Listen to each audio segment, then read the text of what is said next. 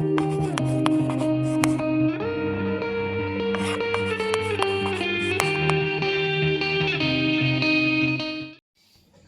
sahabat semuanya, ketemu lagi dengan saya Mas Andi Fians.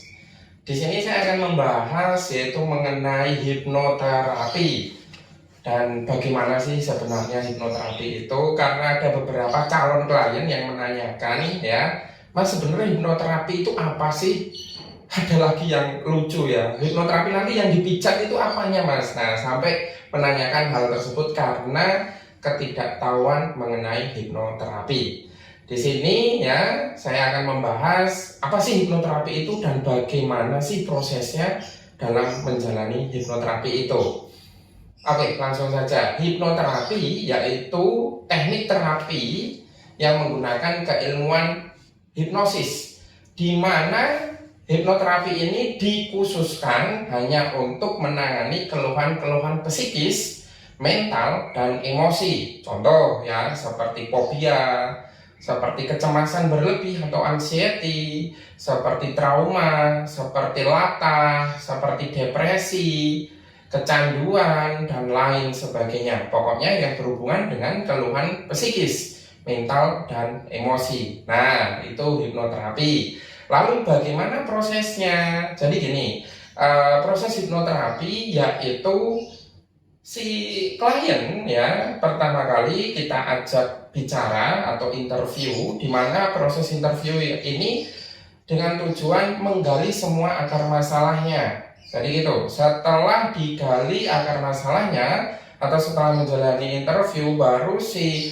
klien ini kita arahkan ke dalam kondisi rileks. Nah, kondisi rileks ini dengan tujuan supaya si klien ini bisa memasuki kondisi pikiran bawah sadarnya, sehingga ya program-program yang tidak memberdayakan di dalam pikiran bawah sadarnya bisa diedukasi ulang ya, bisa di reframing ulang dengan sugesti-sugesti yang memberdayakan, sehingga dia bisa terlepas dari keluhan psikisnya. Maksudnya gimana? Jadi gini, di dalam pikiran manusia itu kan sudah terlanjur terisi mengenai sugesti-sugesti yang tidak memberdayakan, sehingga outputnya itu pada mindset, pada ucapan, pada tindakan, dan pada perilaku ya.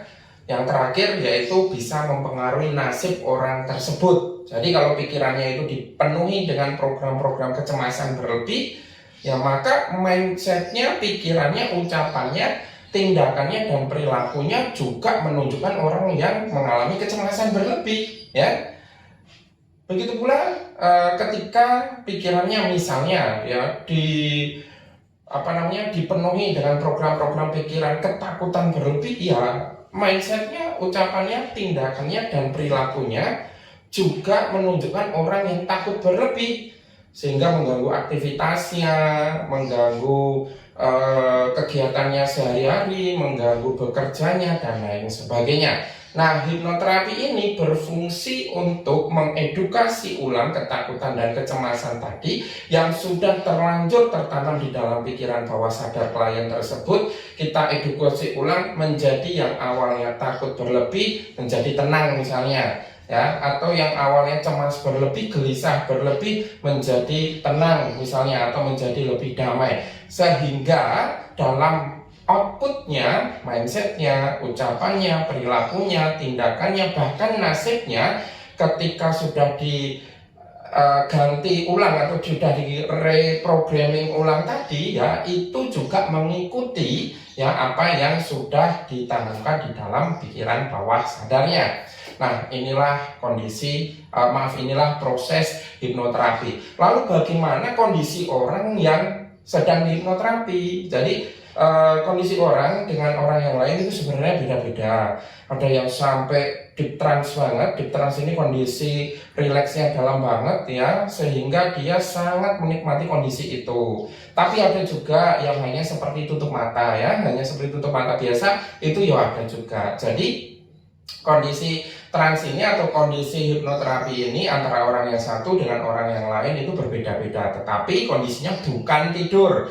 Nah, ini harus digarisbawahi, kondisi hipnoterapi itu bukan tidur. Karena kondisi hipnoterapi, telinga klien itu masih bisa mendengar ucapan si hipnoterapisnya. Bahkan ketika ditanyai, mulut juga masih bisa berbicara, dan pikiran ya kadang masih bekerja normal. Nah, itu ya teman-teman semuanya. Jadi mulai sekarang sampai seterusnya, stop untuk bingung ya apa sih hipnoterapi itu, dan stop untuk takut ya bagaimana kondisi hipnoterapi itu, karena anggapan orang awam kondisi hipnoterapi itu hilang kesadaran. Enggak ya, di sini saya tegaskan kondisi hipnoterapi itu bukan hilang kesadaran, tetapi memasuki kondisi trans yang sangat rileks sekali dan sangat nyaman sekali.